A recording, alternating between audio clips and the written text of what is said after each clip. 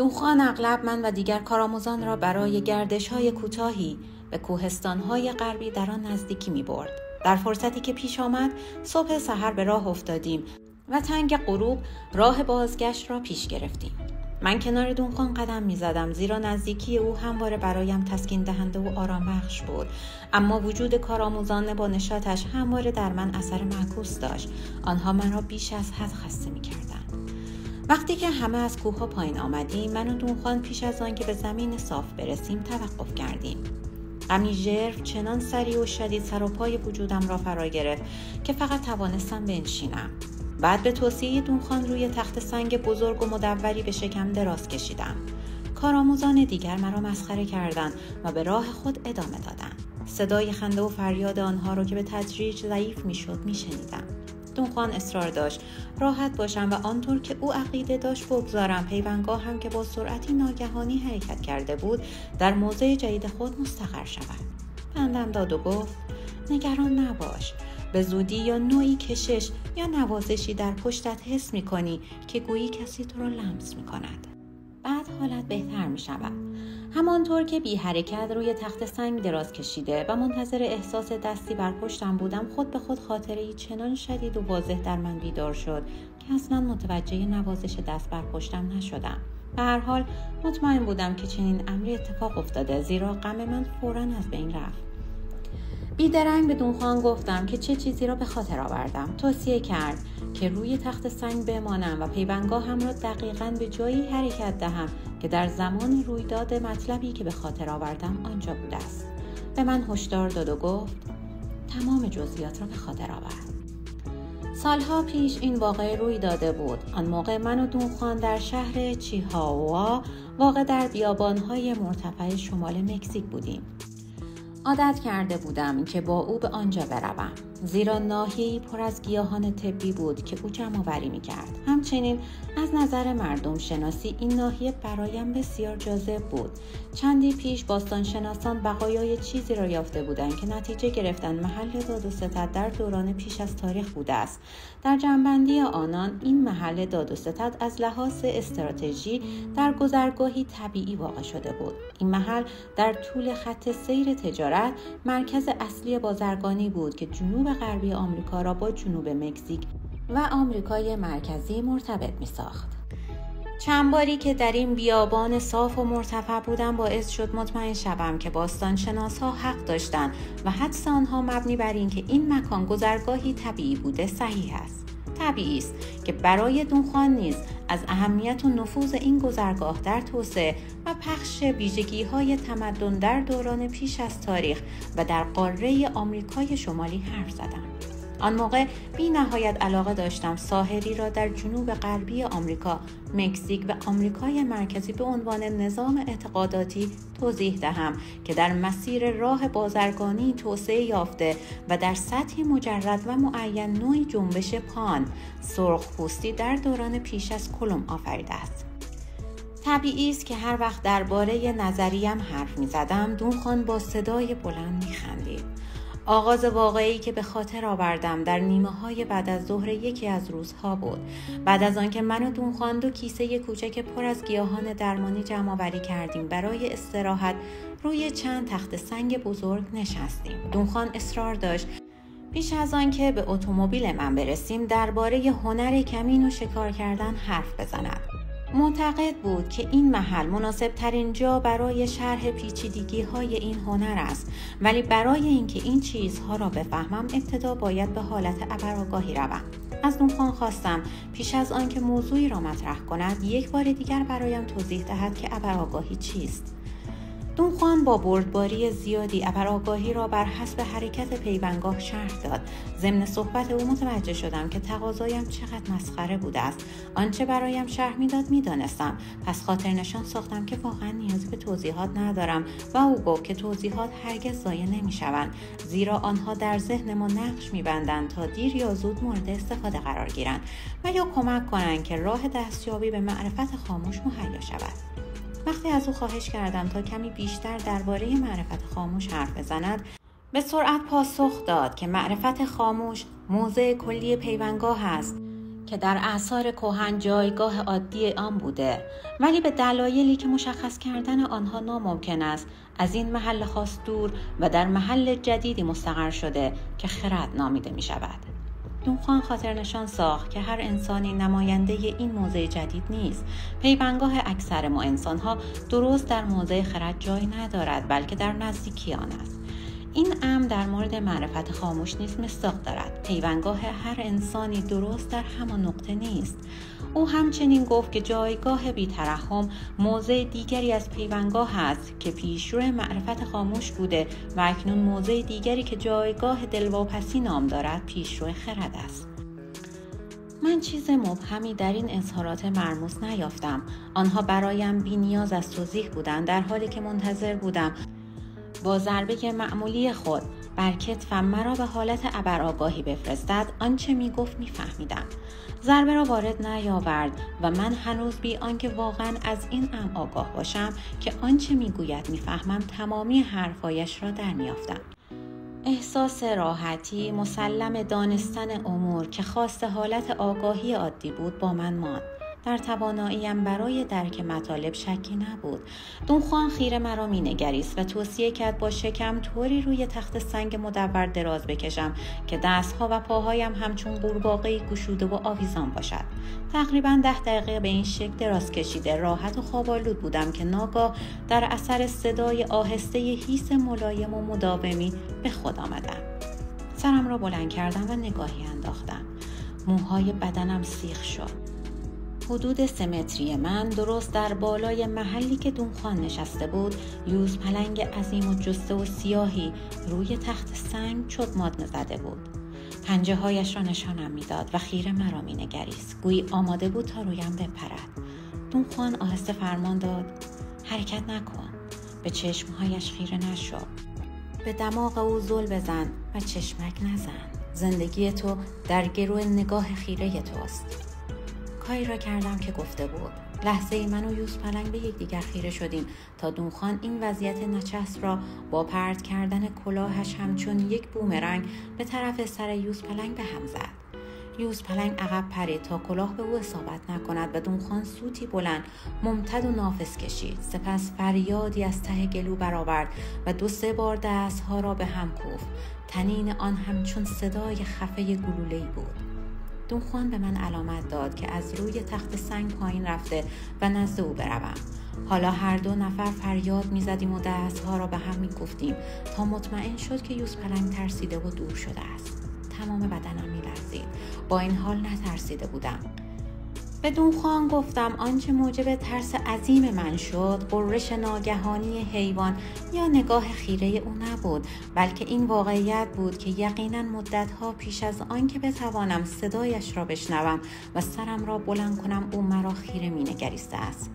دونخوان کلمه‌ای درباره این حادثه حرف نزد، غرق در افکار خود بود. وقتی خواستم از او بپرسم که آیا یوز پلنگ را قبل از من دیده است، با دستش حرکت آمرانه‌ای کرد که ساکت باشم. به نظرم نگران و حتی گیج رسید. پس از مدتی سکوت اشاره کرد که به راه رفتن ادامه دهیم. او پیش قدم شد و ما به سرعت و به صورت زیگزاگ در میان بوته‌ها می‌دویدیم و از تخت سنگ‌ها دور می‌شدیم. بعد از نیم ساعت به زمین صافی در صحرا رسیدیم. لحظه‌ای توقف کردیم تا استراحت کنیم. تا کنون یک کلمه حرف نزده بودیم و من مشتاق بودم بدانم که او چه فکر می‌کند. پرسیدم: چرا ما به این صورت دویدیم؟ بهتر نبود اگر در خطی مستقیم و به سرعت دور می‌شدیم؟ با قاطعیت پاسخ داد: نه، اصلا خوب نبود. یوز پلنگ نرست، گرسنه است و دنبال ما خواهد آمد. پس دیگر دلیل کافی داریم که به سرعت از اینجا دور شویم. به این آسانی نیست. این یوز پلنگ با منطق متوقف نمی شود. کاملا می داند چه کند تا ما را بگیرد و همانقدر که مطمئنم الان دارم با تو حرف می زنم از این امر نیز مطمئنم که افکار ما را می خواند. منظورت از این که یوز پلنگ فکر ما را می خواند چیست؟ منظورم همان است که گفتم. بیان استعاره‌ای نیست. حیوانات بزرگ مثل این حیوان می توانند افکار را بخوانند. منظورم این نیست که حدس می زنند. آنها همه چیز را مستقیم می دانند.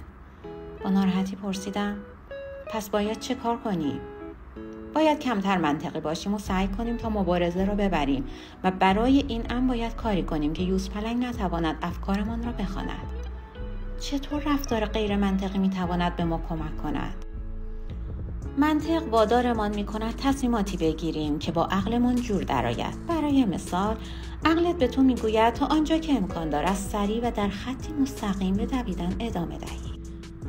آنچه عقل تو به آن توجه میکند این امر است که ما بیش از آن که به اتومبیل تو برسیم و در امان باشیم باید 10 کیلومتر بدویم.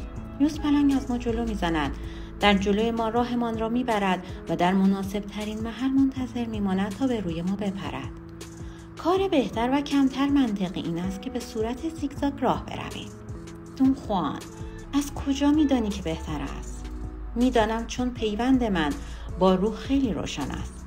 اینطور بگویم که پیوندگاه هم در جایگاه معرفت خاموش است. به همین دلیل میدانم که یوزپلنگی گرسنه است، ولی تا کنون آدم نخورده و از اعمال ما گیج شده است. اگر الان به صورت زیگزاگ بدویم یوزپلنگ سعی میکند که از ما سبقت بگیرد. کار دیگری به جز دویدن به صورت زیگزاگ نمیتوانیم کنیم؟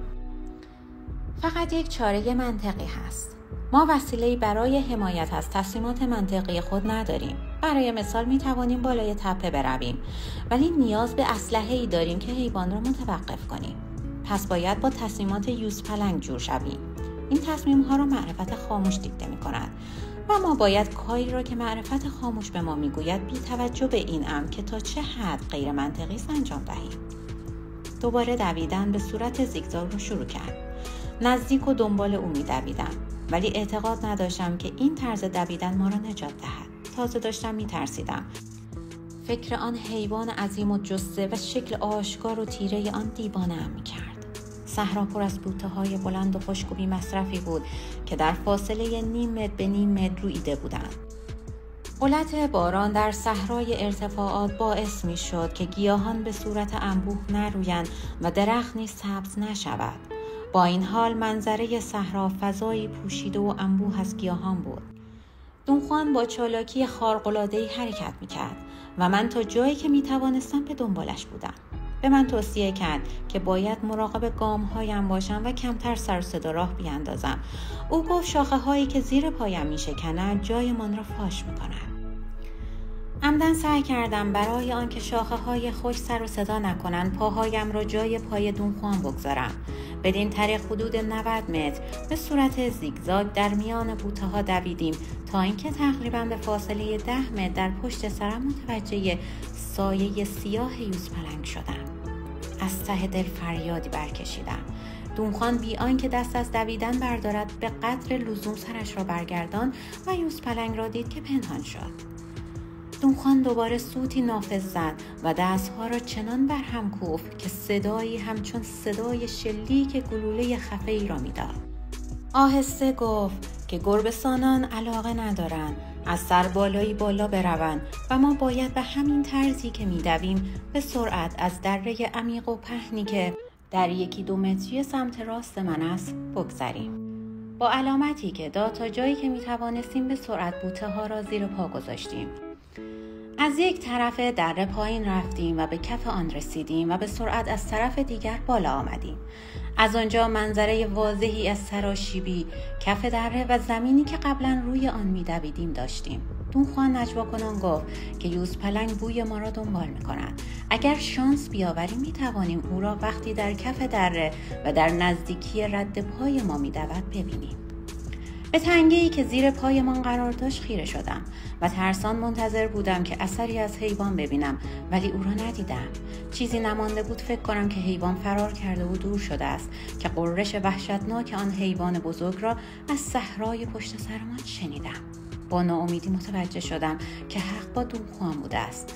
برای رسیدن به جایی که او بود یوزپلنگ میبایست افکارمان را خوانده و پیش از آن که ما به آنجا برسیم از دره گذشته باشد. دونخوان بی آنکه کلمه‌ای حرف بزند با سرعتی بیش از حد شروع به دویدن کرد. مدتی به صورت زیگزاگ او را دنبال کردم. وقتی برای رفع خستگی ایستادیم کاملا از نفس افتاده بودم. ترس از یوزپلنگی که ما را دنبال می‌کرد مانع نشد تا دلاوری عالی جسمی دونخوان را تحسین نکنم. همچون مردی جوان دویده بود. خواستم به او بگویم که مرا به یاد شخصی از دوران کودکی می‌اندازد که مرا به شدت تحت تاثیر دویدن ماهرانه خود قرار داده بود. ولی به من اشاره کرد که ساکت بمانم. با دقت گوش می‌داد و من نیز چنین کردم. صدای ملایم خش و خشی را در بوته‌های مقابلمان شنیدم. بعد لحظه‌ای سایه سیاه یوزپلنگ در نقطه‌ای از بیشه که حدود 15 متر با ما فاصله داشت نمایان شد. دون خوان شانه‌ها را بالا انداخت و در جهت حیوان اشاره کرد. با لحن تسلیم آمیزی گفت: ظاهراً نمی‌توانیم او را بترسانیم. بیا به آرامی طوری قدم بزنیم که گویی در پارک پرسه می‌زنیم و تو هم برایم داستان دوران کودکیت را بگو. حالا برای نقل آن حکایت زمان و مکانی مناسب است. یوزپلنگی بسیار گرسنه و پراشتها ما را دنبال می‌کند و تو خاطرات گذشته را به یاد می‌آوری. بی‌عملی کامل برای آنکه یوزپلنگی آدم را تعقیب کند. دونخوان با صدای بلند خندید. ولی وقتی بهانه آوردم که اصلاً علاقه‌ای به تعریف این داستان ندارم، از فرط خنده خم شد. پرسید: برای اینکه قبلا نمیخواستم داستانت را بشنوم مجازاتم میکنی؟ نمیکنی؟ سعی کردم از خودم دفاع کنم و گفتم که تهمت او کاملا بی‌معنی است. واقعا سرنخ داستان رو گم کردم. دونخوان در حالی که چشمانش از فرط بدجنسی میدرخشید گفت: اگر ساحری خود بزرگبین نباشد اصلا ذره‌ای به سرنخ اهمیت نمیدهد. حالا که دیگر هیچ خود بزرگبین نیستی، باید داستان را برایم نقل کنی. برای من، برای روح و یوزپلنگ تعریف کن. اینطور نشان بده که سرنخ را گم نکرده ای. میخواستم بگویم که حوصله ندارم تقاضایش را اجابت کنم، زیرا این داستانی بس ابلهانه است و موقعیت مناسب نیست. وقتی دیگر که اوضاع برای نقل آن مناسب باشد داستان را تعریف میکنم. همانطور که خودش نیز در مورد نقل داستانهایش این کار را میکند. ولی پیش از آن که عقیده‌ام را ابراز کنم، دونخوان به من پاسخ داد. تبسم کنان گفت: یوزپلنگ و من هر دو می توانیم افکار را بخوانیم. اگر من برای نقل داستان‌های ساحری زمان و مکان مناسب را برمی‌گزینم، برای این است که آنها برای آموزشند و می‌خواهم با آنها بیشترین تأثیر را وارد آورم. با علامتی که داد به راه افتادیم. آرام در کنار یکدیگر قدم می‌زدیم. گفتم که دویدن و استقامت او را تحسین کردم و قدری خود بزرگبینی نیز در تحسین من بوده است. زیرا من خود را دونده خوبی می‌دانم. بعد داستان زمان کودکیم را تعریف کردم که وقتی دیده بودم او آنچنان خوب می‌دود به یادم افتاده بود. گفتم که در کودکی فوتبال بازی می‌کردم و بسیار خوب می‌دویدم. در واقع چنان ماهر و سری بودم که فکر می‌کردم می‌توانم بی آنکه مجازاتی باشد مرتکب هر شوخی خرکی بشوم. چون از هر کسی که تعقیبم می‌کرد، به ویژه پلیس‌های پیر که در خیابان‌های شهر گشت می‌زدند، جلو می‌افتادم. اگر لامپ خیابان یا چیزی مشابه آن را میشکستم، برای آنکه در امان باشم فقط باید میدویدم. روزی بیان که بدانم گروهی از پلیس‌های جدید که آموزش نظامی دیده بودند جانشین پلیس‌های پیر شدند. لحظه بدبختی وقتی بودش که شیشه پنجره مغازه‌ای را شکستم و دلگرم از اینکه سرعتم حافظ من است دویدم. پلیس جوانی به دنبالم دوید. چنان میدویدم که قبلا هرگز ندویده بودم، ولی فایده‌ای نداشت. پلیس جوان که نوک حمله تیم فوتبال پلیس بود، سرعت و استقامتش بیشتر از من بود که 10 سال داشتم. مرا گرفت و در تمام مدتی که مرا به طرف مغازه‌ای می‌برد که شیشه آن را شکسته بودم، آرام لگد می‌زد. خیلی مصنوعی این کار را می‌کرد، طوری که گویی در زمین فوتبال تمرین می‌کند. اذیتم نمی‌کرد، فقط با زهر چشم گرفتن از من مرا می‌ترساند. با این حال احساس حقارت شدیدم را، حس ستایش و تحسین پسری 10 ساله برای دلاوری و استعداد او به عنوان بازیکن فوتبال تخفیف داد. به دونخوان گفتم احساسی مشابه احساس آن روز را در مورد او داشتم. با وجود تفاوت سنی ما و تمایل قدیم من برای فراری سری قادر بوده است از من جلو بزند. همچنین به او گفتم سال هاست در خواب میبینم چنان سری میدوم که پلیس جوان قادر نیست به من برسد. دونخوان گفت داستان تو مهمتر از آن چیزی است که فکر میکردم. ابتدا فکر کردم میخواهی برایم بگویی چگونه مامان جانت به تو در کونی میزد. به طرزی که او بر کلماتش تاکید میکرد حرفهایش خیلی مسخره و خنده‌دار میشد. او افسود که در مواقع معینی روح است که داستانهایمان را انتخاب میکند و نه عقل. الان یکی از همان مواقع است. روح این داستان را در ذهنم فرو کرد، چون بیشک داستان به خود بزرگبینی فناناپذیر من ربط دارد. او گفت که مشعل خشم و حقارت من سالها در درونم افروخته و احساس شکست و سرفکندگی من هنوز دست نخورده و زنده مانده است. او ادامه داد: یک روانشناس از داستان تو و مفهوم فعلی آن یک روز کاری خواهد داشت. در افکارت من با پلیس جوانی که احساس شکست ناپذیری تو را خرد کرده بود مقایسه می شدم. حال که دونخوان این امر را ذکر کرد، باید اعتراف کنم که چنین احساسی داشتم، هرچند آگاهانه به آن فکر نمی کردم و آن را به زبان نمی آوردم. در سکوت راه می رفتیم. چنان تحت تاثیر مقایسه او قرار گرفته بودم که تا وقتی قررش وحشیانه یوزپلنگ وضعیت ما را به یادم نیاورد، کاملا فراموش کرده بودم که حیوان در پی شکار ماست. دونخوان دستور داد روی شاخه بوته‌های بلند و کوتاه بالا و پایین بپرم و تعدادی از آنها را بشکنم تا نوعی جاروی بلند درست کنیم. خودش نیز همین کار را کرد. وقتی می دویدیم با جارو خاک خشک و شن را به هم می زدیم و می پراکندیم و ابری از گرد و غبار به راه می انداختیم. وقتی دوباره ایستادیم تا نفسی تازه کنیم گفت: این کار باید یوزپلنگ را گیج کرده باشد. فقط چند ساعت از روز باقی مانده است. یوزپلنگ شبها شکست ناپذیر است، پس بهتر است مستقیما به طرف آن صخره‌ها بدویم. او به چند تپه که در فاصله تقریباً 1 کیلومتری و در سمت جنوب قرار داشت اشاره کرد. گفتم: بهتر است به طرف مشرق برویم. این تپه‌ها خیلی دور و در جنوب هستند. اگر از آن راه برویم هرگز به اتومبیل من نمی‌رسیم. به آرامی گفت: به هر حال امروز دیگر به اتومبیلت نخواهیم رسید و شاید فردا اصلاً نرسیم. کی گفته که ما حتماً به آن می‌رسیم؟ حس کردم ترسم افزون شد و بعد آرامشی عجیب وجودم را فرا گرفت. به دونخوان گفتم که اگر قرار است در این صحرا مرگ به سراغم آید، امیدوارم که مرگی بی درد باشد. پاسخ داد: ناراحت نباش. مرگ زمانی دردناک است که در بستر و هنگام بیماری به سراغ شخص آید. هنگام مبارزه به خاطر زندگیت هیچ دردی حس نمی کنی. تازه اگر چیزی حس کنی، شادی پیروزی خواهد بود.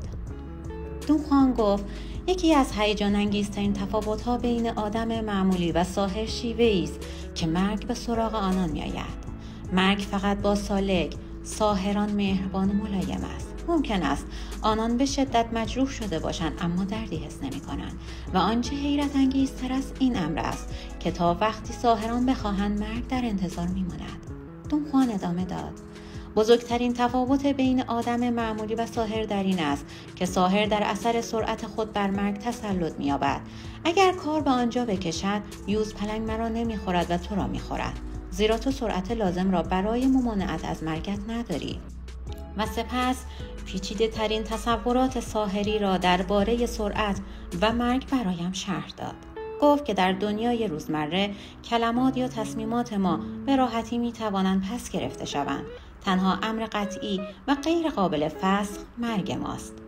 به عکس در دنیای ساحران میتوان مرگ طبیعی را فسخ کرد، ولی کلمات را نمیتوان فسخ کرد. در دنیای ساحران تصمیمات هرگز نمیتوانند تغییر یابند یا منحل شوند. تصمیمی که گرفته شد برای همیشه معتبر است.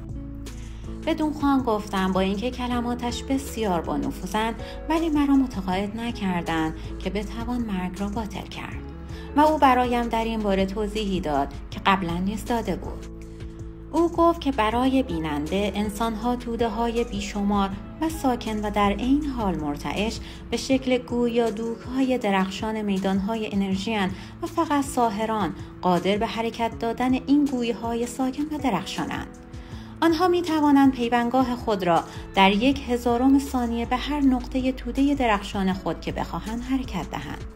حرکت و سرعت کار آنان موجب جابجایی آنی در درک و مشاهده جهانی به کلی متفاوت می شود. همچنین می توانند پیوندگاه خود را بی آنکه متوقف کنند در درون میدانهای درخشان انرژی حرکت دهند. نیرویی که در اثر چنین حرکتی ایجاد می شود چنان شدید است که در یک چشم هم زدن کل توده درخشان را مصرف می کند. او گفت که اگر در آن لحظه خاص صخره‌ای به سرمان فرود آید، او می تواند اثر طبیعی آن یعنی رویداد مرگ را باطل کند با استفاده از سرعت حرکت پیوندگاهش میتواند به جهانی دیگر وارد شود یا ظرف 1 ثانیه خود را با آتشی درونی از بین ببرد. به عکس من در اثر اصابت صخره به مرگی طبیعی خواهم مرد، زیرا پیوندگاهم فاقد سرعت لازم برای دور کردن من از معرکه است. گفتم به نظر می رسد که ساحران طرز دیگری برای مردن کشف کردند و این فسخ و باطل کردن مرگ نیست. و او پاسخ داد تنها حرفی که زده این است که ساحران بر مرگ خیش تسلط دارند. آنها نیز وقتی می میرند که باید بمیرند. هرچند در گفته هایش شک نداشتم، همچون بازی به پرسش هایم ادامه دادم. در حالی که او حرف می زد، افکار و خاطرات بی ربطی درباره جهانهای دیدنی دیگر همچون پرده سینما در ذهنم شکل می گرفت. به دونخوان گفتم که افکار عجیبی به سرم زده است. خندید و گفت بهتر است من به یوزپلنگ بچسبم، زیرا چنان واقعی است که فقط می تواند مظهر واقعی روح باشد. فکر این که تا چه حد این حیوان واقعی است بدنم را به لرز انداخت. پرسیدم بهتر نیست به جای دویدن به طرف این تپه ها مسیرمان را تغییر دهیم؟ فکر میکردم با تغییر غیر منتظره میتوانیم یوزپلنگ را آشفته و گیج کنیم. دونخوان گفت برای تغییر مسیر خیلی دیر شده. یوزپلنگ هم میداند که ما جز این تپه ها جای دیگری برای رفتن نداریم. فریاد زدم حقیقت ندارد دونخوان. چرا ندارد؟ به او گفتم هرچند با توجه به توانایی حیوان تصدیق می‌کنم که می‌تواند همواره از ما گامی جلوتر باشد، نمی‌توانم کاملاً بپذیرم که یوزپلنگ بتواند پیش بینی کند و دریابد که ما به کجا می‌خواهیم برویم. پاسخ داد اشتباه تو این است که فکر می‌کنی قدرت یوزپلنگ در درک چیزهاست. او نمی‌تواند فکر کند، فقط می‌داند. دونخوان گفت گرد و خاکی که به راه انداختیم یوزپلنگ را با دادن اطلاعات حسی گیج کرده، زیرا کاری که میکنیم فایده‌ای برای ما ندارد. نمیتوانیم احساس واقعی برای گرد و خاک برپا کردن را بس دهیم، هرچند زندگیمان بسته به آن باشد. با ناله گفتم واقعا نمیفهمم از چه حرف میزنی. فشار و بحران در من اثر کرده بود، به سختی میتوانستم تمرکز کنم. دونخوان توضیح داد که احساسات انسان‌ها مثل جریان هوای گرم و سرد است و حیوان به راحتی آن را کشف می‌کند. ما فرستنده ایم و یوزپلنگ گیرنده است. بدین طریق احساسات ما راه خود را برای یوزپلنگ پیدا می‌کند. یا بهتر بگویم یوزپلنگ می‌تواند تمام احساسات ما را که فایده‌ای برای ما داشته باشد بخواند. دونخوان گفت وقتی که گرد و خاک راه میانداختیم احساسی که در مورد آن داشتیم آنچنان غیر عادی بوده که در گیرنده فقط خلأ ایجاد کرده. دونخوان گفت یکی دیگر از تدابیری که احتمالاً معرفت خاموش به ما دیکته می کند این امر خواهد بود که با پا گرد و خاک به هوا بفرستیم. لحظه چنان مرا نگریست که گویی منتظر واکنش من است. بعد گفت حالا آرام راه می رویم و تو با پا چنان گرد و خاک می کنی که گویی نره قولی 3 متری هستی. ظاهراً چهره‌ای ابلهانه داشتم. بدن دونخوان از فرط خنده تکان می خورد. بعد فرمان داد با پاهایت گرد و خاک به هوا بفرست. فکر کن بزرگ و سنگینی. سعی کردم این کار را بکنم و بیدرنگ احساس بزرگی کردم. با لحن شوخی گفتم که نیروی گمان او باور نکردنی است. واقعاً خود را غول‌پیکر و وحشی حس می کنم. او به من اطمینان داد که احساس بزرگی اندازم اصلاً محصول حدس او نیست، بلکه حاصل جابجایی پیوندگاه من است. نقل کرد که مردان دوران کهن افسانه می شدند، زیرا از طریق معرفت خاموش از قدرتی که حرکت پیوندگاه موجب آن می شد خبر داشتند. ساحران با معیاری کمتر آن قدرت کهن را دیگر بار تسخیر کردند. در اثر حرکت پیوندگاه خود توانستند احساسات خیش را دستکاری کنند و امور را تغییر دهند. من نیز وقتی احساس غول‌پیکری و وحشیگری می کنم با آن امور را تغییر می دهم. احساساتی که به این طریق ایجاد می شوند قصد نام دارد. دونخوان ادامه داد پیوندگاهت قدری حرکت کرده است. اکنون در حالتی هستی که یا آنچه را به آن رسیده‌ای از دست می‌دهی و یا پیوندگاهت را در آن سوی جایی که اکنون هست به حرکت در می‌آوری. او گفت که احتمالاً هر آدمی در شرایط عادی زندگی زمانی فرصت می‌یابد تا قید و بند میثاق‌ها را از هم بگسلد و شیرازه آن را از هم بپاشد. او تأکید کرد که منظورش قراردادهای اجتماعی نیست، بلکه شیرازه میثاق‌های ادراک ماست. یک لحظه غرور کافی است تا پیوندگاه ما را به حرکت درآورد و میثاق‌ها را در هم شکند. همچنین در لحظات ترس، بیماری شدید، خشم یا غم نیز چنین امکانی هست. اما معمولاً هرگاه فرصتی برای حرکت دادن پیوندگاه داشته باشیم، دچار ترس می‌شویم. زمینه‌های تربیت مذهبی، فرهنگی یا اجتماعی ما حرف خود را پیش می‌برد. تربیتی می‌دهند که سالم به بقیه جماعت بپیوندیم، یعنی پیوندگاه به جایگاه مقرر زندگی عادی بازگردد. او گفت که درست همین کار را اکثر صوفیان و استادان روحانی که من می‌شناسم انجام دادند. پیوندگاه آنان به طور تصادفی یا در اثر ریاضت به نقطه‌ای معین حرکت کرده، سپس با خاطره‌ای به حال عادی بازگشتند که یک عمر برای آنها دوام آورده و کفایت کرده. دونخوان گفت می توانی پسری خوب، خدا ترس باشی و همه چیز را درباره نخستین حرکت پیوندگاهت فراموش کنی، یا آن را در آن سوی مرزهای اقلایی هل دهی. تو هنوز در میان این مرزهایی. میدانستم منظورش چیست. با این حال تردید عجیب درونیم مرا دو دل میکرد.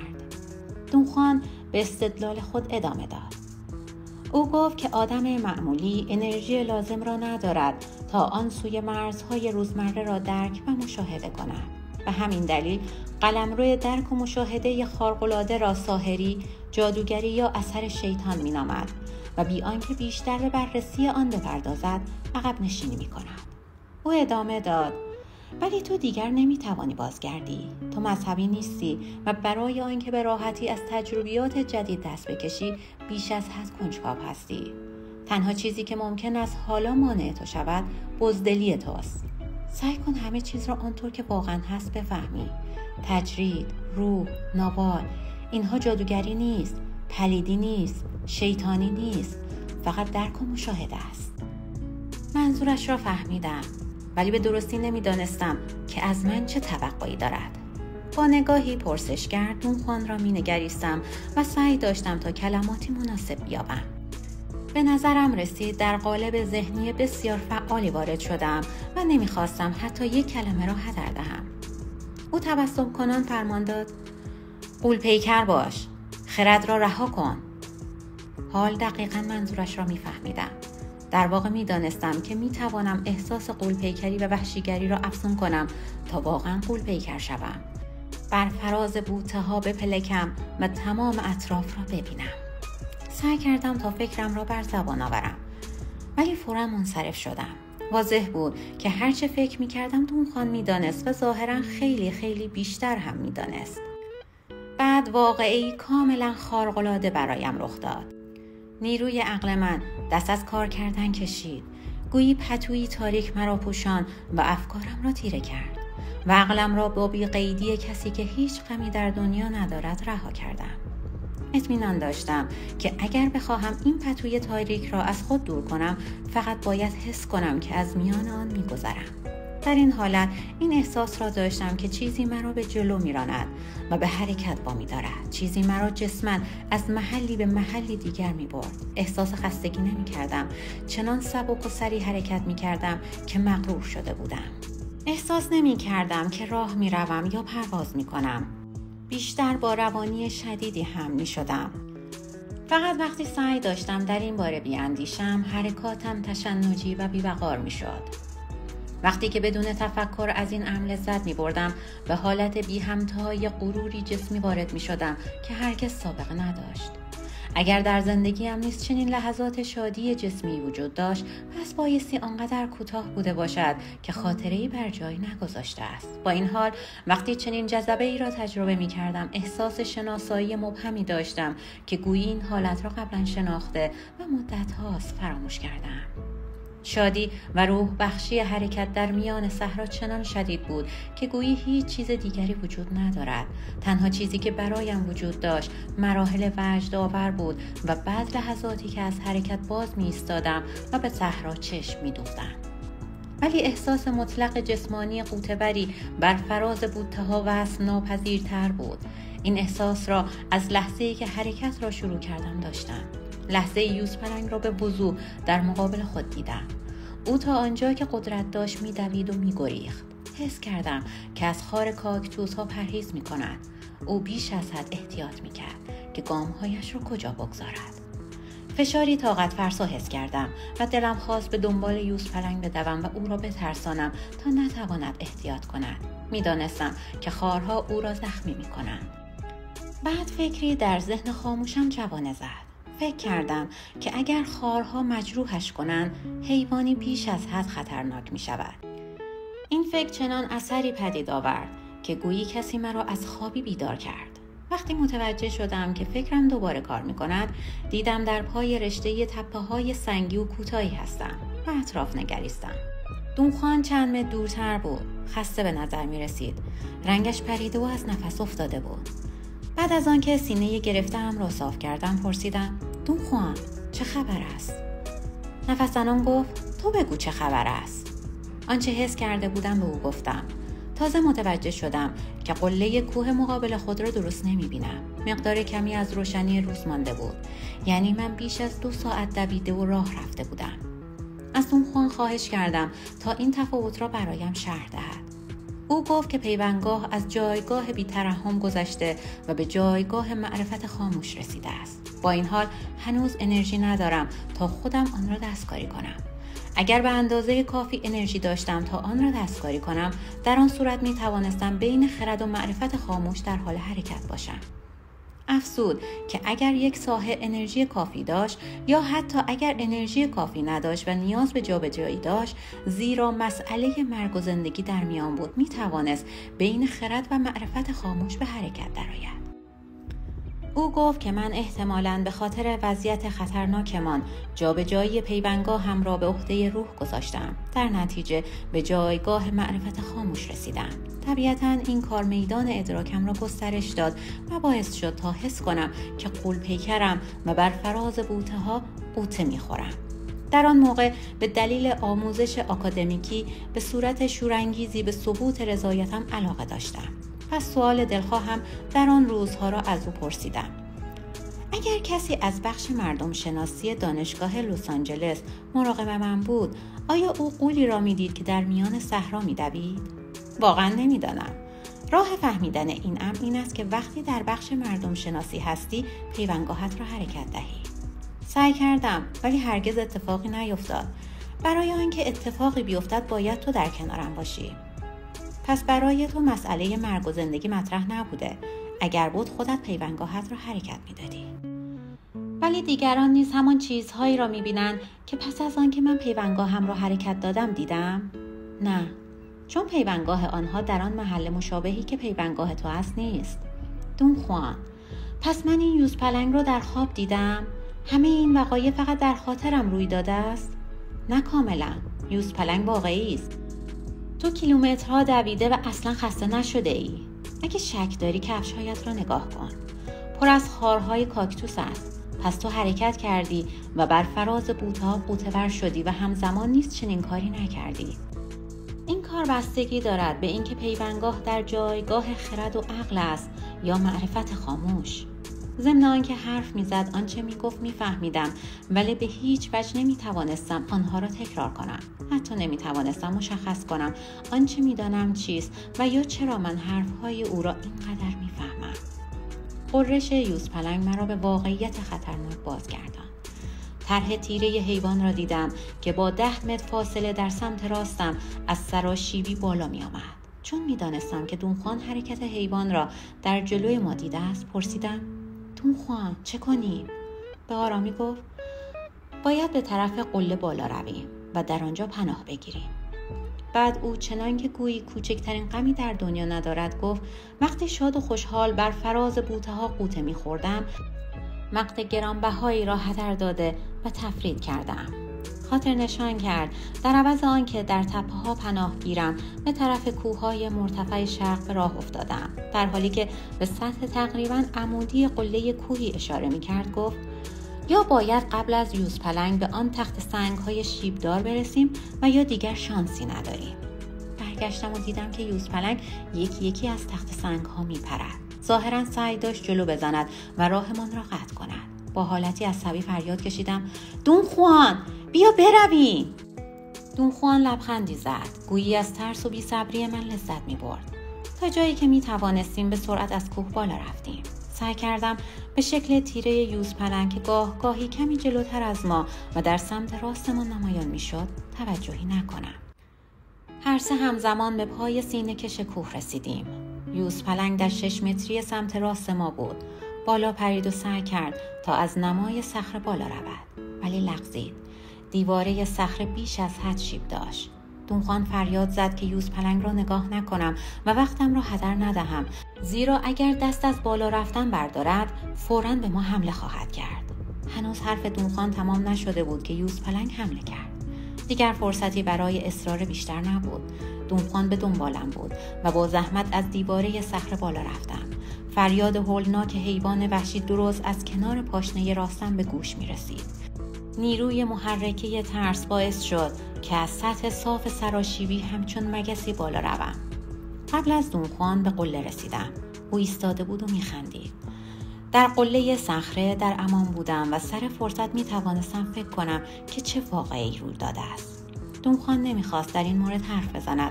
مدعی بود که هر حرکت پیوندگاه در مرحله پیشرفت کنونیم هنوز مرموز است.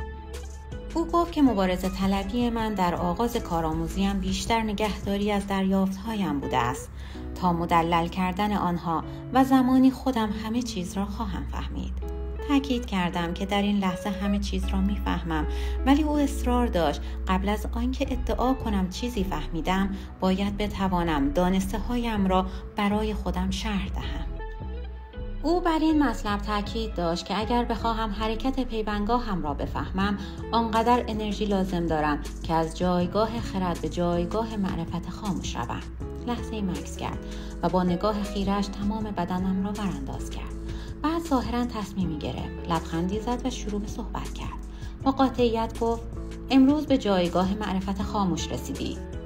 گفت که پیوندگاهم در این بعد از ظهر خود به خود و بدون وساطت او حرکت کرده. من با دستکاری احساسم که آدمی غول پیکرم قصد این حرکت را کردم و بدین سان پیوندگاهم به جایگاه معرفت خاموش رسیده است. خیلی کنجکاو بودم بدانم که دونخوان تجربه مرا چگونه تفسیر می‌کند. او گفت که یک راه صحبت کردن درباره ادراکی که در جایگاه معرفت خاموش به آن دست می‌یابیم اینجا و اینجا نام دارد. توضیح داد وقتی به او گفتم حس می‌کردم که بر فراز صحرا غوطه می‌خورم، باید این مطلب را می‌افزودم که همزمان کف صحرا و سر بوته‌ها را می‌دیدم، یا در مکانی ایستاده بودم و همزمان نیز در جایی بودم که یوزپلنگ بود. به همین دلیل متوجه شدم که برای اجتناب از خارهای کاکتوس چقدر محتاطانه گام برمی‌دارد. به زبان دیگر، در عوض درک و مشاهده اینجا و آنجای طبیعی من، اینجا و اینجا را دیدم. اظهاراتش مرا ترساند. حق با او بود. من این مطلب را به او نگفته و حتی با خود نیز بازگو نکرده بودم که همزمان در دو مکان بودم. بدون تفسیر او جرئت نمی‌کردم به چنین امکانی فکر کنم. دونخوان تکرار کرد که من نیاز به وقت و انرژی بیشتری دارم تا همه چیز را بفهمم. هنوز خیلی خام هستم. هنوز به راهبری و نظارت او نیازمندم. برای مثال وقتی که روی بوته‌ها معلق بودم، او به سرعت پیوندگاهش را بین خرد و معرفت خاموش جابجا کرده تا از من مراقبت کند. این کار او را بیش از حد خسته و کوفته کرده است. می‌خواستم معقولیت او را بیازمایم. پرسیدم: این یوزپلنگ عجیب‌تر از آنی بود که بخواهی تصورش رو کنی. یوزپلنگ که جز حیوانات این ناحیه نیست. باز اگر پوما بود حرفی نبود، ولی نه یوزپلنگ. چطوری مسئله را توجیه می‌کنی؟ قبل از پاسخ دادن چهرهش را در هم کشید. ناگهان کاملا جدی شده بود. خیلی رسمی گفت: فکر می‌کنم که به خصوص این یوزپلنگ نظریه‌های مردم شناسانه تو را تایید می‌کند. ظاهراً یوزپلنگ در راه بازرگانی بود که چی اوها را به آمریکای مرکزی مربوط می‌ساخت. دونخوان چنان قهقه زد که صدایش در کوهستان طنین افکند. طنین این صدا مرا همانقدر ترساند که یوزپلنگ ترسانده بود. با این حال خود طنین صدا مرا نترسانده بود، بلکه این واقعیت که هرگز در شب چنین طنینی نشنیده بودم. طنین‌ها در ذهنم فقط به روشنایی روز تعلق داشت. ساعتها وقت صرف کردم تا تمام جزئیات واقعه را در مورد یوزپلنگ به خاطر آورم. در این مدت دونخوان با من حرف نزد. او به صخره تکیه داده و در حالت نشسته خوابش برده بود. بعد از مدتی دیگر وجود او را از یاد بردم و خود نیز به خواب رفتم. دردی گزنده در گونه‌ام مرا بیدار کرد. در خواب چهره‌ام را به سنگی فشرده بودم. در لحظه‌ای که چشمانم را گشودم، سعی کردم از تخت سنگی که روی آن دراز کشیده بودم بلغزم و پایین روم، ولی تعادلم را از دست دادم و نشیمنگاهم با سر و صدا به زمین خورد. دونخوان که از میان بوته‌ها سر و کله‌اش پیدا شد هنوز می‌خندید. دیر شده بود و با صدای بلند با خود گفتم نمیدانم آنقدر وقت داریم تا قبل از آن که شب شود به دره برسیم یا نه. دونخوان شانه‌ها را بالا انداخت، نگران به نظر نرسید. کنارم نشست. پرسیدم دلش می‌خواهد خاطرم را برایش به تفصیل نقل کنم. سری به علامت مثبت تکان داد، ولی پرسشی نکرد. فکر کردم می‌خواهد شروع کنم. پس به او گفتم 3 نکته را در این مورد به یاد می‌آورم که اهمیت زیادی برایم دارد. یکی آن که درباره معرفت خاموش سخن گفته. دیگر آن که من با استفاده از قصد پیوندگاهم را حرکت دادم. و نکته نهایی این است که بی آنکه ضربه‌ای به میان کتفم وارد آید به حالت ابرآگاهی رفتم. دونخوان گفت مهمترین عمل تو این بود که قصد کردی پیوندگاهت را حرکت دهی. ولی اجرای آن امر شخصی است، لازم است، ولی مهمترین قسمت نیست. ساحران به دنبال تهمانده و رسوب نیستند. فکر کردم میدانم چه میخواهد. به او گفتم که تمام واقعه را فراموش نکردم. در حالت آگاهی عادی به یاد میآورم که شیر کوهی چون تصور یوزپلنگ را نمیتوانستم بپذیرم ما را در کوهستان دنبال کرده و دونخوان پرسیده که آیا حمله گربه‌سانان مرا آزرده کرده؟ به او اطمینان دادم که امکان ندارد بتوانم چنین احساسی داشته باشم و او پاسخ داده بود که باید چنین احساسی نیز درباره حمله هم نوعانم داشته باشم. باید بدون احساس ناراحتی وجدان یا خود را از دست آنان حفظ کنم و یا از سر راهشان کنار بروم. او خنده کنان گفت من درباره رسوبات حرف نمیزنم. تنها عنصر مهم فکر تجرید روح است. اندیشه من شخصی هیچ ارزشی ندارد. تو همواره خودت و احساساتت را در مرکز همه چیز قرار میدهی. هرگاه فرصتی پیش آمده تو را از ضرورت تجرید آگاه کردم. احتمالاً فکر میکنی که منظورم تفکری تجریدی است. نه، منظورم از تجرید این است که با آگاهی از روح خود را در دسترس آن قرار دهیم. او گفت مهیج ترین چیز درباره حال و روز انسانها پیوند خوفناک بین حماقت و خودبینی است. حماقت ما را مجبور می کند تا آنچه با توقعات خودبینی ما هم نوانی است کنار گذاشته شود. برای مثال آدم معمولی در مورد مهمترین قسمت از معرفتی که در دسترس ماست کور است، یعنی اینکه پیوندگاهی وجود دارد و این پیوندگاه می تواند حرکت کند. او ادامه داد یک آدم منطقی نمیتواند تصور کند نقطه‌ای نامرئی وجود دارد و در آنجا ادراک به یکدیگر متصل می شود و امر تصور ناپذیرتر این است که این نقطه در صورتی که بتوانیم موجودیت آن را پذیرا شویم در مغز جایی که انتظارش را داریم نیست. او افزود چون آدم منطقی تصویر خیش را با پایداری نگاه می دارد جهالت ژرف خود را تضمین می کند. برای مثال تجاهل می کند که واقعیت ساحری افسون و حق بازی و تردستی نیست. آزادی است که نه تنها دنیای آشنای خیش را بلکه آنچه در دسترس ما انسان هاست بشناسیم، ولی درست در همین نکته حماقت آدم معمولی بیش از حد خطرناک است. از ساحری می ترسد، امکانات آزادی او را می لرزاند و آزادی در مقابل اوست. این امر سومین نقطه نامیده می شود و می توان به همان راحتی که پیوندگاه حرکت می کند به آن رسید. اعتراض کردم و گفتم ولی خودت گفتی که حرکت دادن پیوندگاه امری چنان مشکل است که هنری واقعی است. به من اطمینان داد معلوم است این یکی از تناقضات ساحران است. حرکت دادن پیوندگاه خیلی مشکل و در این حال آسان ترین کار دنیاست. همانطور که به تو گفتم تب شدید هم میتواند پیوندگاه را حرکت دهد. گرسنگی، ترس، عشق و نفرت هم این کار را میکنند. همچنین صوفیگری و قصد نرمش ناپذیر که روش مرجع ساحران است. از او خواهش کردم تا یک بار دیگر قصد نرمش پذیر را برایم شرح دهد. او گفت آنچنان که افراد نشان می‌دهند نوعی یکسونگری است.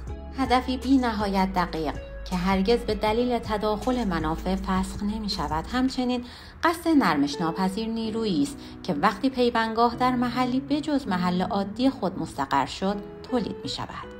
سپس دونخوان تمایز مهمی را برایم شرح داد که در تمام این سالها نادیده گرفته و متوجه آن نشده بودم، یعنی تفاوت بین حرکت و جابجایی پیوندگاه. او گفت که حرکت تغییر ژرف موضع است، تغییری چنان شدید که پیوندگاه ممکن است حتی به نوارهای دیگر انرژی در درون کل توده درخشان میدانهای انرژی ما برسد. هر نوار انرژی معرفت جهانی به کلی متفاوت است که میتواند درک و مشاهده شود. اما جابجایی حرکت کوچکی در درون نوار میدانهای انرژی است که ما همچون دنیای روزمره درک و مشاهده میکنیم. او ادامه داد و گفت که ساحران قصد نرمش ناپذیر را همچون واسطه‌ای می‌بینند که تصمیمات تغییر ناپذیر آنان را پیش می‌راند. عکس آن نیز ممکن است. تصمیمات تغییر ناپذیر واسطه‌ای است که پیوندگاه آنان را در مواضع جدید خود، مواضعی که قصد نرمش ناپذیر را به وجود می‌آورد، به جلو می‌برد. گویا به نظر گیج می‌رسیدم. دونخوان خندید و گفت اگر سعی شود که وصف‌های استعاره‌ای ساحران را به گونه‌ای منطقی شرح دهیم به همان اندازه بی‌معنی است که سعی کنیم معرفت خاموش را منطقی شرح دهیم. او افزود مشکل اینجاست که هر کوششی برای آنکه علم و فن ساحری با کلمات روشن شود فقط این موضوع را گیج کننده تر می کند. اصرار کردم به هر طریقی که می تواند مسئله را برایم روشن سازد. مدعی شدم که آنچه بتواند به من بگوید، برای مثال آنچه بتواند درباره سومین نقطه بگوید آن را روشن می کند. چون هرچند همه چیز را درباره آن می دانم با این حال هنوز گیج کننده است. او گفت دنیای روزمره متشکل از دو نقطه عطف است. برای مثال اینجا و آنجا، داخل و خارج، بالا و پایین، خوب و بد و غیره. بنابراین می شود گفت که ادراک ما از زندگی دو بعدی است. آنچه ما از عمل خود درک می کنیم ژرفا ندارد. به دونخوان ایراد گرفتم که دو مطلب را با هم آمیخته. گفتم می توانم تعریف او را از ادراک منزله قابلیت موجودات زنده بپذیرم که با ارگانهای حسی میدانهای انرژی برگزیده از سوی جزئیات دقیق پیوندگاه ما در مورد درک و مشاهده اساسی فهمیده می شود. این گزینش با معیار آکادمیکی من تعریفی بعید است، اما در این لحظه متقاعد کننده به نظر می رسد. به هر حال نمی توانم تصور کنم که عمق اعمال ما چه چیزی ممکن است باشد. شاید در مورد تفسیرات حرف می زند. او گفت یک ساحر عملش را در بعد ژرف آن نیز می نگرد. اعمالش برای او سه‌بعدی است. سومین نقطه عطف را دارد. با کمی عصبانیت پرسیدم چطور میتواند سومین نقطه عطف وجود داشته باشد؟ نقاط عطف ما اصولاً از ادراک حسی ما مشتق میشوند. حواس ما درک میکند و بین آنچه برای ما ضروری هست یا نیست تفاوت قائل میشود. بقیه را ما با استفاده از تمایز اصلی استنتاج میکنیم. برای آنکه به سومین نقطه برسیم باید همزمان دو مکان را درک و مشاهده کنیم. تجدید خاطرم مرا در حالت عجیبی فرو برده بود. گویی آن حادثه چند لحظه پیش روی داده است. ناگهان از امری آگاه شدم که قبلا از آن هیچ آگاهی نداشتم. تحت نظارت دونخوان دوباره ادراک منقسمی را تجربه کرده بودم، ولی این نخستین باری بود که خودم آن را اجرا کرده بودم. وقتی که بیشتر در این مورد فکر کردم متوجه شدم که تجربیات حسی من پیچیده تر از آن است که در آغاز تصور کرده بودم. تا وقتی که بر فراز بوته ها غوطه می‌خوردم از اینکه در دو مکان هستم بدون هیچ حرف و فکری یا آنطور که دونخوان آن را نامید از اینجا و اینجا آگاهی داشتم و ادراک من در هر دو مکان بلاواسطه و کامل بود. ولی همچنین آگاه بودم که ادراک دوگانه من فاقد وضوح کامل ادراکی عادی است. دونخوان توضیح داد که درک عادی دارای محوری است. اینجا و آنجا محیط آن محورانند و ما طرفدار وضوح اینجا هستیم. او گفت که در ادراک عادی فقط اینجا بیدرنگ و مستقیم به طور کامل درک و مشاهده می شود. تواما آنجا فاقد ضرورت است. می توانیم آن را حدس بزنیم، استنباط کنیم، منتظر بمانیم و یا حتی فرض کنیم، ولی مستقیما و با تمام حواس ما دریافته نمی شود. وقتی دو مکان را همزمان درک و مشاهده کنیم وضوح کامل در کار نیست، ولی ادراک بی‌واسطه آنجاست. پرسیدم دون خوان، پس حق با من است که گفتم مهمترین قسمت تجربه من ادراک من بود؟ نه، حق با تو نیست. شاید تجربهت برای تو حیاتی بود چون راه معرفت خاموش را به تو نمود، ولی مهمترین چیز یوزپلنگ بود. او به راستی مظهر روح بود. گربستان بی آنکه بفهمیم از کجا آمد می توانست به همین وضوحی که با تو حرف می زنم کار ما را بسازد. او بیانگر جادو بود. بدون او هیچ شوری، هیچ آموزشی و هیچ شناختی کسب نمی کردی. یوزپلنگی واقعی بود؟ بله، شرط می بندم که واقعی بود.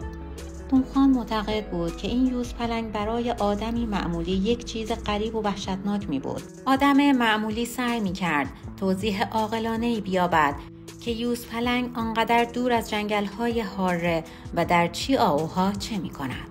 اما ساحر به دلیل پیوند خود با قصد آن یوزپلنگ را همچون وسیله ادراک می بیند و نه چیزی غریب و منشأ ترس. میخواستم پرسش‌های زیادی کنم و با این حال پیش از آن که آنها را بر زبان آورم پاسخ را می‌دانستم. پس چندی پرسش‌ها و پاسخ‌های خود را دنبال کردم. عاقبت متوجه شدم که دانستن پاسخ‌ها در سکوت اصلاً مهم نیست. پاسخ برای آن که دارای اهمیت باشد باید بر زبان آورده شود. پس نخستین سوالی را که به مغزم خطور کرد پرسیدم. از دونخوان خواهش کردم بگوید به نظر او تناقض چیست. او ادعا کرده است که فقط روح پیوندگاه را به حرکت در می آورد. بعد گفته است که احساسات من به قصد مراحل مختلفی را طی کرده و پیوندگاه را حرکت داده است. او گفت فقط ساحران می توانند احساسات خود را به قصد بدل کنند. قصد روح است. پس این روح است که پیوندگاه را حرکت می دهد. قسمت گمراه کننده تمام اینها این امر است که گفتم فقط ساحران درباره روح می دانند و قصد حوزه انحصاری ساحران است. این امر به هیچ وجه صحت ندارد، ولی این وضعیتی در حیطه عملی بودن امور است. حالت واقعی این است که ساحران بیشتر از آدم معمولی از پیوند خود با روح آگاهی دارند و می‌کوشند تا آن را دستکاری کنند. همین و بس. همواره به تو گفتم که پیوند با قصد شکل جامعی است که هر چیزی در آن سهیم است. انگار 2-3 بار دونخوان می‌خواست چیزی به حرف‌هایش بیفزاید. دو دل بود. ظاهراً سعی داشت تا کلماتی مناسب برگزیند. عاقبت گفت که همزمان در 2 مکان بودن فرسخ شماری است که ساحران با آن لحظه ای را مشخص می‌کنند که پیوندگاه به جایگاه معرفت خاموش رسیده است.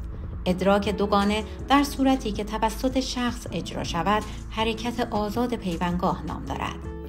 مرا مطمئن کرد که هر ناولی پیوسته با قدرت خویش کاری می‌کند که حرکت آزاد پیوندگاه کارآموز را پیش ببرد. این کوشش همه جانبه به گونه‌ای اسرارآمیز دستیابی به 3مین نقطه نام دارد. دونخوان ادامه داد: دستیابی به 3مین نقطه مشکل ترین جنبه معرفت ناوال و یقیناً مهمترین وظیفه اوست. بدین منظور ناوال قصد حرکت آزاد را می کند و روح نیز به او وسیله‌ای برای اجرا و تکمیل آن می دهد. قبل از آن که بیایی هرگز قصد چنین چیزی را نکرده بودم و همین دلیل هرگز نمی توانستم قدر تلاش عظیم حامیم را که قصد آن را برایم کرده بود دریابم. خیلی سخت است که ناوال قصد حرکت آزاد برای شاگرد خود کند. این امر قابل مقایسه با مشکلی که شاگرد در فهمیدن اعمال ناوال دارد نیست. به تلاش خودت فکر کن، بر من نیز همین رفته است. اغلب اوقات فکر می کردم که حیله‌های روح چیزی جز نیرنگ‌های ناوالخولیان نیست. بعدها متوجه شدم که زندگی و سلامت خود را مدیون او هستم. امروز می دانم که بی نهایت به او مدیونم. چون زبانم از گفتن این که چقدر به او مدیونم عاجز است، پس بگذار بگویم که او مرا با ریشخند و نیرنگ وادار کرد تا 3مین نقطه عطفی داشته باشم. 3مین نقطه عطف آزادی درک و مشاهده است. قصد است، روح است، شیرجه افکار به امور اعجازآمیز است. عمل دستیابی به فراسوی مرزهای ما و لمس تصور ناپذیری است.